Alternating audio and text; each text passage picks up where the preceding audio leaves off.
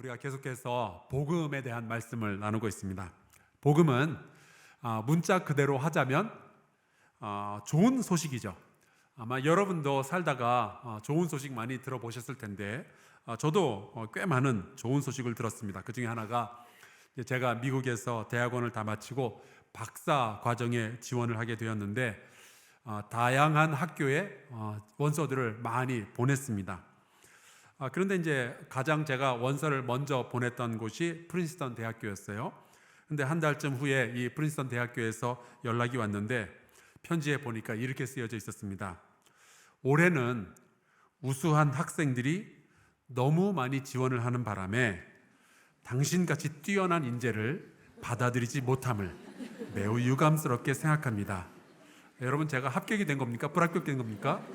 예, 불합격됐더라고요. 그래도 편지 말미에 저 같은 인재를 받아들이지 못해서 유감이라니까 약간 위로가 되더라고요. 그래, 니들이 그래도 사람을 알아볼 줄 아는구나. 근데 그 다음에 시카고에 있는 한 학교에서도 연락이 온 거예요. 여기도 이제 편지를 딱 뜯어봤더니 이런 내용이었습니다. 올해는 우수한 학생들이 너무 많이 지원을 하는 바람에 당신같이 뛰어난 인재를 받아들이지 못함을 매우 유감스럽게 생각합니다. 알고 보니까 미국의 대학교들은 불합격 통지를 보낼 때는 다 똑같은 내용으로 보내더라고요. 그렇게 이제 두 학교, 세 학교 계속 떨어지다 보니까 이제 마음이 점점 어려워지는 겁니다. 이러다가 다 떨어지는 거 아닐까? 이러다가 나 정말 창피해지는 거 아닐까? 나는 저 어두운 곳에서 슬피 울며 이를 갈게 되는 게 아닐까? 그렇게 이제 두려움과 그 염려 가운데 있었는데 이제 어느 날 LA에 있는 학교에서 편지가 온 거죠. 제가 뜯어봤겠어요? 안 뜯어봤겠어요? 뜯어봤습니다. 근데 봉투를 뜯기 전에 봉투를 붙들고 간절히 기도를 하게 되더라고요. 아버지, 여기에 뭐라고 인쇄되어 있는지 지금은 모르겠지만 주님 붙여 주시옵소서. 그리고 열었는데 합격이라고 나온 거예요. 고맙습니다. 근데 게다가 그 학교에서는 모든 입학생들 가운데 딱 한 명에게 주는 최고의 장학금을 저에게 주겠다고 연락이 온 거죠. 고맙습니다. 그 순간 얼마나 막 마음이 울컥하는 거예요. 왜냐하면 다 떨어지는 줄 알았는데 이런 일이 벌어지니까. 그래서 그날 저희 아내와 함께 누렸던 그 즐거움은 말로 다 할 수가 없습니다. 이것이 나의 간증이요. 이것이 나의 찬송일세. 너무 즐거운 날이었어요. 근데 여러분, 하나님께서 우리에게 전해주시는 복음은 그 이상입니다. 비교할 수가 없는 기쁨의 소식이죠. 이 복음은 하나님께서 우리에게 들려주시는 좋은 소식인데 이 복음을 듣고 한번 이해하게 되면요, 그 가치를 우리가 알게 되면요, 이거는 우리가 죽을 때까지 너무 좋아서 기뻐할 수밖에 없고 감사할 수밖에 없고 하나님을 찬양할 수밖에 없는 그런 놀라운 소식인 거예요. 생각해 보세요. 여러분과 저는 원래 타락한 존재들이었잖아요. 하나님을 알지도 못하였고 하나님을 배반한 그런 사람들이었잖아요. 그래서 죄 지으면서 그냥 고모양 고꼴로 살다가 그냥 지옥에 떨어질 운명이었었는데 하나님께서 예수 그리스도를 통해서 우리에게 새로운 구원의 문을 활짝 열어주신 거죠. 누구든지 예수 믿으면 멸망하지 않고 영생을 얻으리로다. 여러분, 이게 복음입니다. 물론 이 이야기가 실감이 안 날 수는 있어요. 하지만 실감이 안 나도 사실은 사실입니다. 여러분, 우리는 예수 믿고 구원받은 사람들이에요. 자, 우리 양옆으로 인사 나누고 말씀을 계속 진행하겠는데 구원받으신 것을 축하드립니다. 인사 나누겠습니다.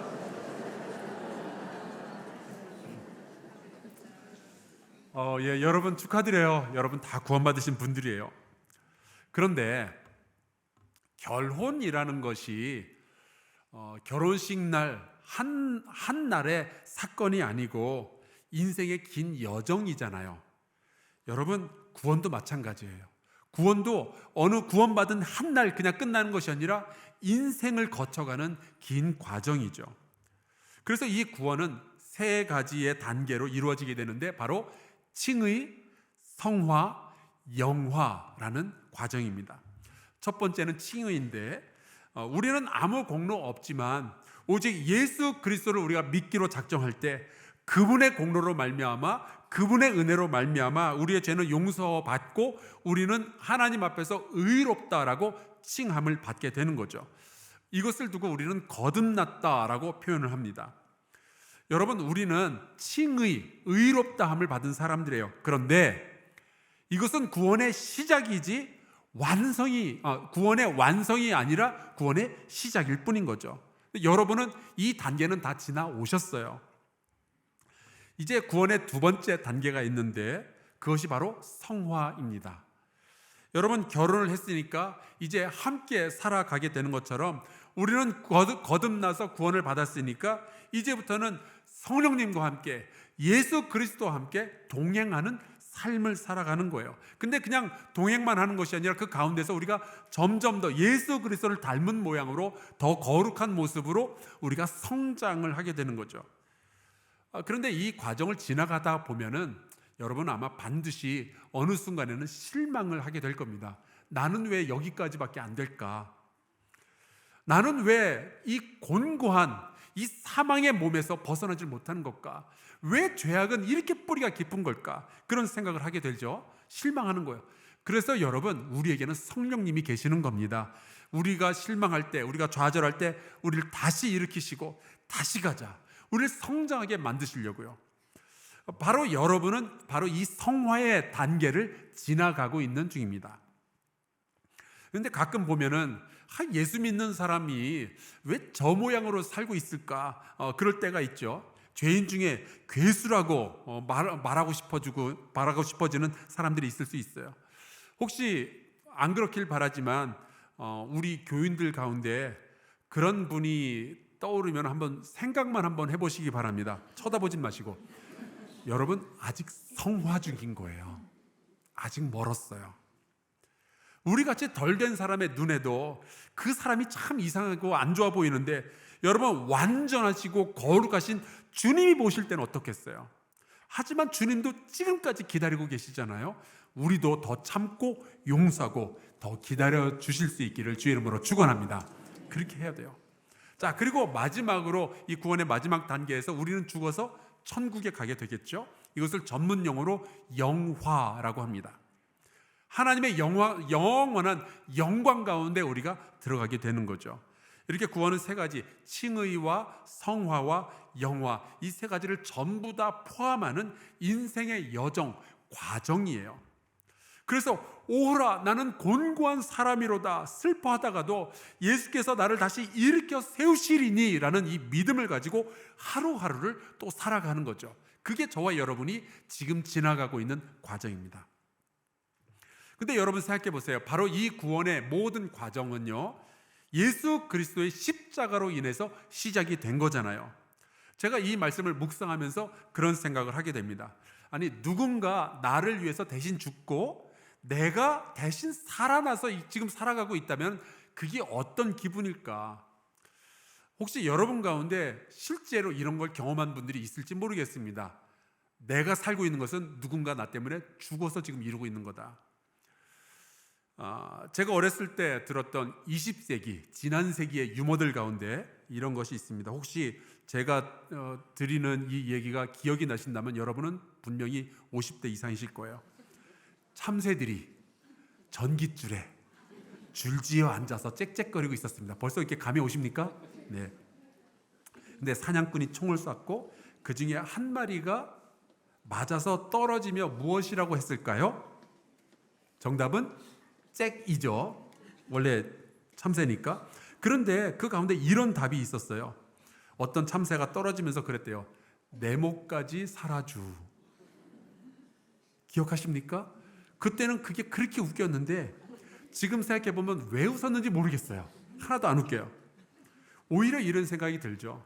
만약에 그 이야기가 진짜라면은 남겨진 참새들이 자기 목까지 살아달라는 마지막 유언을 듣고 얼마나 부담스러웠을까. 근데 여러분 생각해 보세요. 예수님은 십자가 위에서 나를 위해서 찢기시고 피 흘리고 죽으셨잖아요. 그래서 우리가 살아났단 말이에요. 혹시 여러분 이 일이 여러분에게 부담이 되시나요? 이 일을 두고 사도 바울은 이런 이야기를 했습니다. 그러므로 형제들아, 우리가 빚진 자로 돼. 특히 사도 바울은요, 그 마음에 이 빚진 마음이 굉장히 컸었어요. 왜냐하면 바울은 원래 예수님을 반대하는 사람이었고, 심지어 예수님을 믿는 사람들을 잡아다가 옥에다 가두고 죽이려는 마음을 품었던 사람이었거든요. 그런데 그랬던 바울을 주님께서 만나주시고 그를 구원해 주시고 그를 복음 전하는 자로 세워주셨잖아요. 그래서 바울은 이 빚진 마음 때문에 절대로 옛날로 돌아갈 수가 없는 거예요. 대신 이제 주님의 뜻에 순종하면서 평생 주님의 뜻에 맞게 살려고 몸부림을 쳤었죠. 그렇다면 우리가 그런 생명의 빚을 진 사람이라면 어떻게 살아야 될까? 나를 살리려고 예수님이 대신 죽으셨다면 이제 이 땅에 남겨진 우리는 어떻게 살아야 될까? 사도 바울은 이렇게 이야기를 해요. 말씀에 나와 있죠. 육신에게 져서 육신대로 살 것이 아니니라. 사랑하는 성도 여러분, 육신대로 살지 마시기를 주의 이름으로 축원합니다. 예수님에게 생명의 빚을 졌으면 이렇게 살아야 되는 거죠. 근데 여러분, 이게 바로 성화의 과정인 거예요. 이전에는 육신의 욕심대로 살았지만 점점 더 그것이 영이 인도하시는 대로 살아가게 되는 것, 그게 성화의 과정이죠. 그런데 여러분, 그게 쉽지만은 않습니다. 어떤 분들은 저하고 이제 제 아내를 보고 그래요. 샘난다고. 아니, 어떻게 목사님 부부는 30년을 함께 살아왔으면서도 아직까지 사이가 그렇게 좋냐고 그러셔요. 근데 여러분, 이걸 아셔야 돼요. 겉만 보고 판단하시면 안 됩니다. 우리 부부도요, 지금까지 살아오면서 참 많은 강과 산을 건너왔어요. 눈물 없이 할 수 없는 얘기들이 있습니다. 좋은 시간이 물론 훨씬 더 많이 있었지만 여전히 굉장히 많은 갈등들을 지나왔고 눈물을 흘렸고 참 기도하는 시간도 많이 있었죠. 여러분, 성화라는 것은 우리가 구원받았으니까 앞으로 자동으로 될 거다, 이런 게 아니에요. 때로는 우리가 영적인 몸살을 앓기도 하고 때로는 영적인 전쟁을 치루어야만 성화를 이루어갈 수가 있는 거죠. 왜냐하면 우리 육적인 것은 특별히 우리가 노력을 안 해도 자동으로 되거든요. 저절로 됩니다. 근데 영적인 것은 내 안에 뿌리 받고 있는 이 죄악된 본성하고 자꾸 부딪히는 거예요. 그래서 육적인 것은 내버려둬도 잘 되는데 영적인 것은 뭔가 어색하고 불편하고 내가 힘을 써야 내가 그 일을 할 수가 있게 되는 거죠. 여러분, 전도서 1장 8절을 보면 이런 말씀이 있습니다. 눈은 보아도 족함이 없고 귀는 들어도 가득 차지 아니하도다. 그게 우리인 거예요. 들으면 보고 싶고 또 보면은 만지고 싶고 만지면 가지고 싶고 한도 끝도 없습니다. 그래서 여러분, 다이어트 해보신 분들은 알겠지만 다이어트를 하다가도 집에 갑자기 맛있는 게 탁 보이면은 먹게 되잖아요.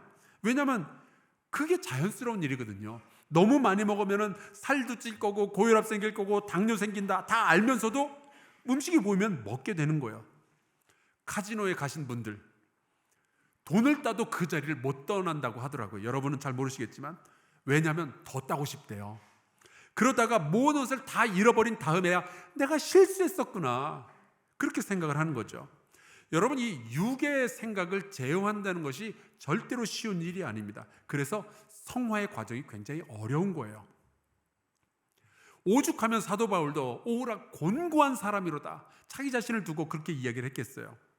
그런데 감사한 것은 그럼에도 불구하고 계속적으로 성령의 인도하심을 받는 사람들이 있다는 사실입니다.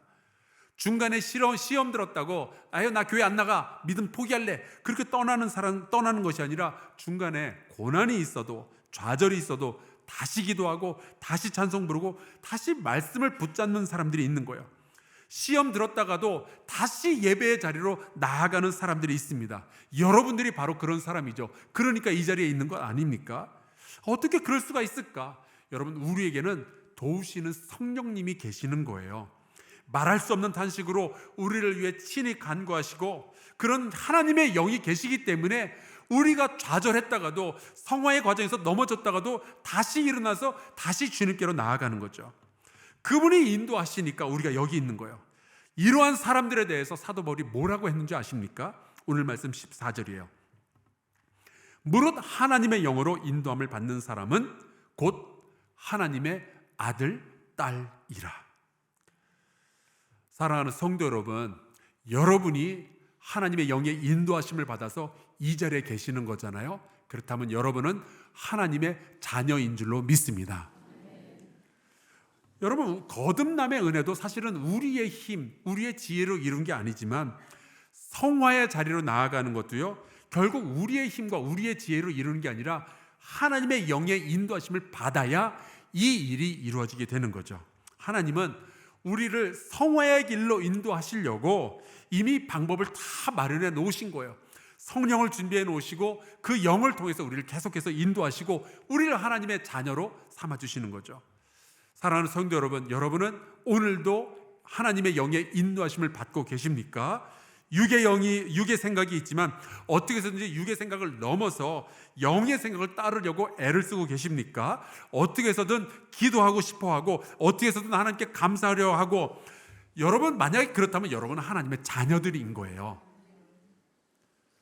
생각해 보세요. 좀 전에 인사 나눴던 그분 가만히 보니까 하나님 닮지 않았나요?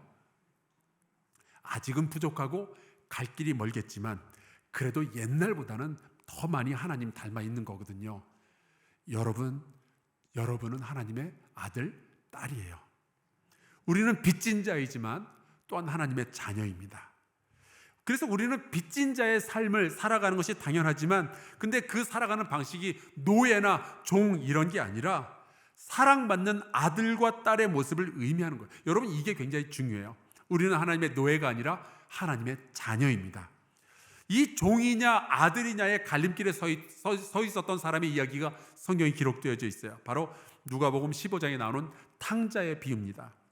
이 탕자는 아버지가 멀쩡히 살아계신데도 불구하고 자기 몫의 유산을 달라고 하질 않나, 그 유산을 팔아가지고 외국에 가서 화랑방탕하게 살면서 그 돈을 다 써버리질 않나, 정말 죽어 마땅한 죄를 저질렀죠. 그랬던 그가 살겠다고 다시 이제 집으로 돌아오는데, 이 탕자는요, 자기가 아버지의 종이 될 것을 각오하고 왔어요. 그런데 그가 집으로 돌아왔을 때 그의 목을 끌어안고 안고 맞아주시는 아버지가 있었던 거죠. 목욕을 시켜주고 새 옷을 입혀주고 새 신을 신기고 가락지를 끼우고 살찐 송아지를 잡아서 아들이 돌아옴을 축하하는 잔치를 열게 됩니다. 종이 되어서 목숨만 부지해도 감사한데 과거를 완전히 용서받고 다시 아들이 된 겁니다. 이것이 얼마나 파격적인 일이었었는지, 심지어 첫 번째 아들은요, 그걸 이해를 할 수가 없었어요. 근데 사도 바울은 바로 그 사건이 저와 여러분에게 일어났다라고 증언하고 있는 거예요. 우리는 마귀의 노예였어요. 그리고 하나님 앞에서는요, 종이 될 자격도 없던 사람이었어요. 죄와 죽음만 먹고 숨쉬면서 살던 존재가 바로 우리였잖아요. 그런데 우리를 예수 그리스도의 피로 구원해 주신 것만도 감당할 수 없는 은혜인데, 그리고 우리를 천국의 문지기로만 써주셔도 정말 감격할 일인데, 우리가 이제는 하나님의 자녀가 되어서 하나님을 아빠, 아버지라고 부를 수 있게 된다라고 기록해 놓은 거죠. 근데 말씀을 보니까 그냥 하나님을 부르는 정도가 아니라 아빠, 아버지라고 부르짖는다라고 되어 있어요. 왜 부른다가 아니라 부르짖는달까? 그래서 제가 헬라어를 살펴봤는데 이 헬라어가 크라조멘이라고 되어 있습니다. 이 크라조멘이라는 말은 옆에 있는 아빠를 이렇게 다정하게 부르면서 아빠 용돈 좀 줘, 아빠 아이스크림 좀 사줘, 이렇게 아양을 떠면서 부는 말이 아니고요, 위급한 상황에서 급하고 빠르게 아빠 하고 부르는 그런 소리인 거예요. 전 지금도 기억이 나는 게 있어요. 제 이제 첫 번째 아들이 한 9살 정도가 되었을 때 이제 미국에서 미국인 교회를 담임하는 한국인 목사들의 모임이 있었습니다. 그래서 이제 우리 가족이 함께 그곳에 갔었거든요. 이제 그렇게 좋은 호텔은 아니었지만 그래도 그 호텔에는 실내 수영장이 있었어요. 근데 이제 중간에 이제 쉬는 시간이 있길래 이제 아들을 데리고 그 수영장에 갔습니다. 그리고 이제 제 아들은 수영을 막 이제 배우는 참이었어요. 근데 이 아이가 장난을 치느라 자기의 키보다 훨씬 이제 깊은 곳에서 이제 그 수영장 그 테두리에 보면 손잡이가 있으니까 이 손잡이를 잘 잡고 이제 까불까불하면서 이제 물에서 율로 갔다가 졸로 갔다가 그러면서 이제 놀고 있었던 거죠. 근데 어느 순간 아빠 하는 외마디 비명을 지르고 아이가 물속으로 쏙 들어간 거예요. 손잡이를 놓친 거죠. 그래서 제가 이제 본능적으로 뛰어 들어가서 아들을 꺼냈지만 아이가 이미 물을 좀 많이 마셨더라고요. 그럼 뭐 아이가 막 한참을 콜록거리면서 막 엉엉 울고 난리가 난 거죠. 제가 좀 미안하더라고요. 그래도 이제 생각을 해봤더니 위기의 순간에 그래도 제 아들이 아빠라고 부를 사람이 주변에 있었다는 것이 얼마나 다행스러운가. 이제 제가 그런 생각을 하게 된 거예요. 그리고 엄마처럼 키판이 있을 때만 수영이 가능한 사람이 아니라 저는 왕년에 제주도 바다를 휘젓고 돌아다니던 다이버였다는 사실이 얼마나 감사한 일인가 말이죠. 그래서 제가 울고 있는 아이들 보고 너는 좋겠다, 좋은 아빠를 두어서. 근데 아이가 동의를 안 하는 거예요. 근데 하지만 여러분은 바로 이 이야기에 동의하실 거예요. 하나님은 너무나도 좋은 우리의 아빠 되십니다. 그 하나님은 우리와 늘 함께 계시죠. 우리가 힘들고 어려울 때 우리는 아빠 부르짖으면서 기도할 수 있는 거예요. 그런 하나님이 계신다는 것이 얼마나 감사한 일인지 모르겠습니다. 가정사의 일로 상처를 입게 되었을 때, 직장의 일로 실망했을 때, 혹은 건강이나 재정의 일로 좌절하게 됐을 때 우리에게는요 부를 이름이 있는 거예요. 그분이 바로 우리의 아빠, 아버지 하나님이십니다. 여러분에게 이 하나님을 아빠로 부르는 감격이 있기를 주의 이름으로 축원합니다. 그런데 이제 이런 일들이 벌어질 수 있죠. 우리에게 좋지 않은 일이 일어났을 때 우리 신앙인들이 이런 질문을 가질 수가 있습니다. 아니, 왜 나에게 이런 일들이 벌어지게 되는 거지? 하나님이 아빠라면서, 하나님이 나를 사랑하신다면 왜 이런 고통이 나에게 찾아오는 거지? 나는 과연 정말 하나님께 귀중한 존재인가? 여전히 하나님은 나를 사랑하시나? 이런 질문들이에요. 그분은 혹시 이 세상에 쎄고 센 그 잔인하고 자녀들에게 관심 두지 않는 그런 나쁜 아빠 아닌가? 근데 여러분, 이 질문은요 우리만 하는 질문이 아니더라고요. 성경에도 보면은 이런 질문을 던졌던 사람들이 참 많이 있어요. 예를 들면은 시편 90편 보면은 이게 제목이 하나님의 사람 모세의 기도라고 되어 있습니다. 근데 우리가 잘 아는 그 위대한 모세도 이런 기도를 했어요. 13절 여호와여 돌아오소서, 언제까지니까 주의 종들을 불쌍히 여기소서. 아니, 모세라면은 위대한 하나님의 사람이잖아요. 하나님의 인도하심을 받았고 하나님의 능력을 경험했던 사람이잖아요. 하나님과 대면하고 하나님의 음성을 직접 들었던 사람이잖아요. 그런데 이런 사람도 여호와여 돌아오소서, 그 말은 하나님 왜 내 곁에 안 느껴집니까? 라는 뜻이에요. 저는 이제 목사의 아들로 자랐기 때문에 어렸을 때는요 믿음 생활 잘 안 하면 집에서 핍박받고 막 그랬었어요. 엄마 아빠가 얼마나 저를 혼냈는지 몰라요. 그런데 이제 나이가 조금씩 들으니까 점점 상황이 변화가 되더니 믿음 생활을 제대로 하려고 하면 할수록 오히려 세상으로부터 핍박을 받는 일들이 벌어지더라고요. 그러다가 군대 가서는 얼마나 많이 핍박을 받았는지 몰라요. 그러다가 목사가 되었는데 이제 목회를 하면은 제가 하나님의 일을 하고 있는 거잖아요. 그런데도 저는 종종 이 모세의 기도를 드릴 때가 있더라고요. 여호와여 돌아오소서, 언제까지입니까? 왜 하나님의 존재가 안 느껴집니까? 그럴 때 이사야서 49장에 있는 말씀을 읽으면은 이게 딱 내 마음이야, 그렇게 생각될 때가 있어요. 14절 오직 시온이 이르기를 여호와께서 나를 버리시며 주께서 나를 잊으셨다 하였거니와. 내 마음이 이런 마음인 거예요. 하나님이 아버지인데 나를 잊어버린 것 같은 그런 느낌. 내가 여기서 이렇게 힘들어하고 있는데 하나님은 지금 뭐하고 계시길래 나를 안 도와주시냐 있는 거죠. 주님이 나를 버리셨나? 근데 여러분, 재밌는 것은 이사야서 49장 14절에는 여호와께서 나를 버리셨나? 나를 잊으셨나? 그러는데 바로 그 다음에 나오는 15절에 하나님의 음성이 나옵니다. 이렇게 되어 있어요. 여인이 어찌 그 젖 먹는 자식을 잊겠으며 자기 태에서 난 아들을 긍휼히 여기지 않겠느냐? 그들은 혹시 잊을지라도 나는 너를 잊지 아니할 것이라. 사랑하는 성도 여러분, 하나님은 절대로 우리를 잊지 않으십니다. 때로 우리는 하나님을 잊어버려요. 내가 하나님의 자녀라는 사실도 잊어버릴 때가 있어요. 하지만 하나님은 우리를 잊지 아니하시며 우리를 당신의 자녀로 삼아주시는 분이시죠.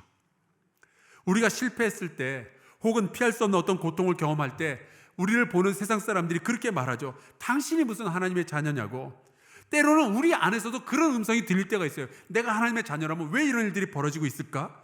여러분, 그거는 사실은 내 얘기도 세상 사람의 얘기도 아니라 우리의 신앙을 흔들고 싶어하는 마귀의 음성입니다. 귀 기울이시면 안 돼요. 그런데 여러분, 그럼에도 불구하고 성령께서 우리 가운데 역사하실 때 성령은 기쁨 가운데서 우리의 영혼에게 들려주시는 말씀이 있습니다. 우리는 여전히 하나님의 아들이고 하나님의 딸이라는 사실이에요. 하나님은 절대로 우리를 버리지 않으십니다. 이 복음을 절대로 잊지 마시기를 주의 이름으로 축원합니다. 그래서 바울이요, 이 복음을 깨닫고 나니까 로마서 8장의 끝에 가서는 이런 고백을 하게 되는 거예요. 여러분, 목소리 앞에서 함께 읽어보도록 하겠습니다. 시작.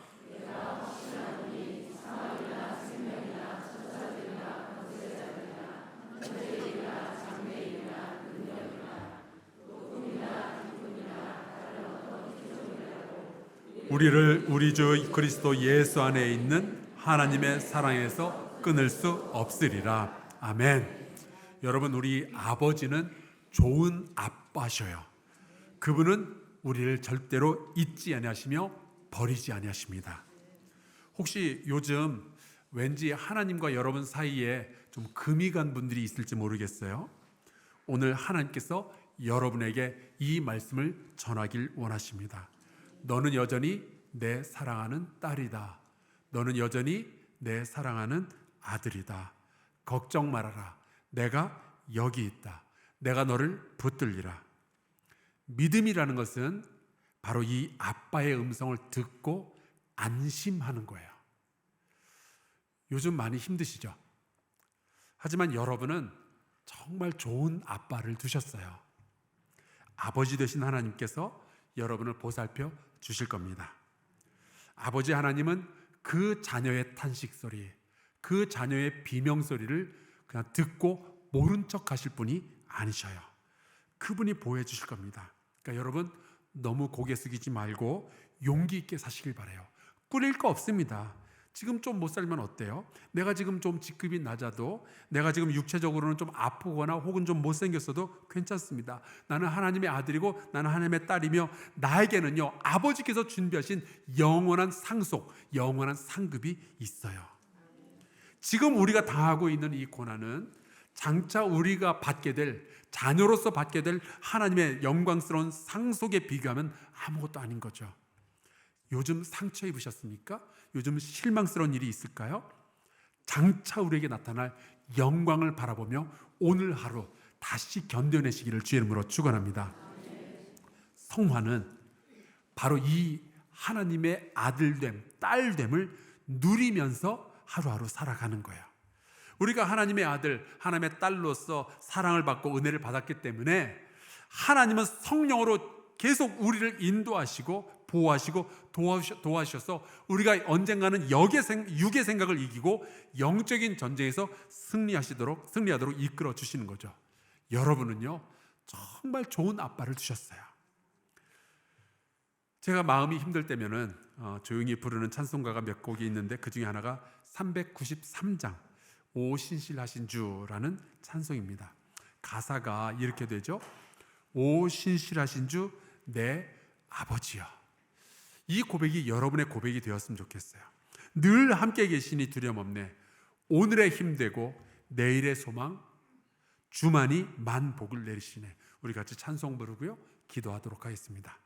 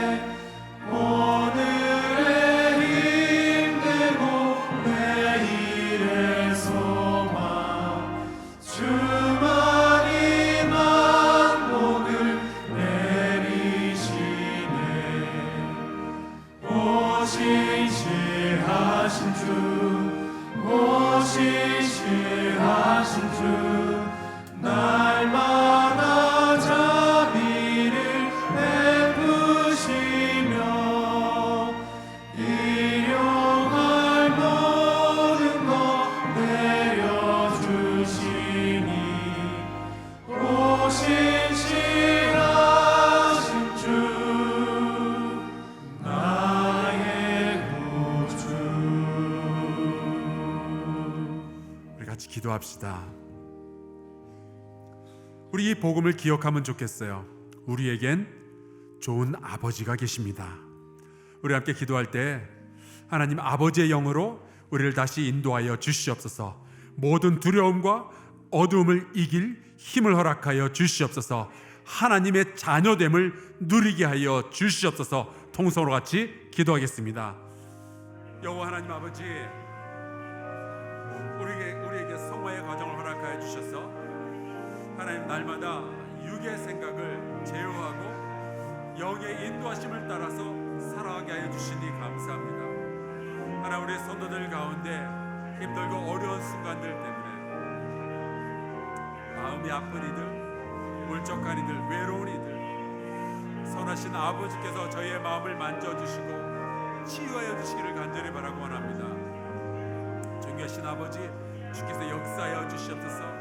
샘을 얻어나게 하여 주시고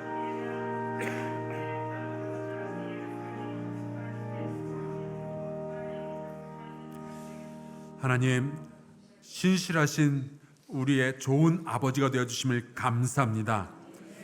하나님, 구하오니 우리 성도들 가운데 마음이 아픈 이들, 재정의 어려움을 겪는 이들, 슬픔을 하루하루 견뎌내야 하는 이들에게 다시 일어설 힘을 허락하여 주시옵소서. 치유와 위로의 하나님, 우리가 아빠, 아버지라고 부르짖을 때 더 큰 믿음을 허락하시며 감사의 열매를 맺게 하여 주시옵소서. 우리 성도들의 삶을 흔들던 더럽고 어둡고 악한 권세가 흔적도 없이 사라지게 하여 주시옵소서. 이 성화의 여정 가운데 하나님의 자녀된 우리는 성령의 인도하심을 따라 순종의 삶을 살아가게 하여 주시옵소서. 예수 그리스도의 이름으로 기도하옵나이다. 아멘.